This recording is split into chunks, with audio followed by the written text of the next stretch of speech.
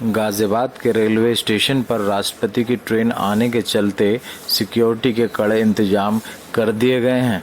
दोपहर को महामुहिम की तस्वीरों में आप ट्रेन दिल्ली से लखनऊ की तरफ जाएगी। पुलिस कर्मी और पुलिस के बड़े अधिकारी इन्हें कर रहे हैं और अधिकारियों को समझा रहे हैं किस तरीके से सुरक्षा के कड़े इंतजाम किए जाएं। आप देख सकते हैं किस तरीके से चप्पे चप्पे पर पुलिसकर्मी मौजूद हैं और ट्रैक पर खुद पुलिसकर्मी निगरानी कर रहे हैं।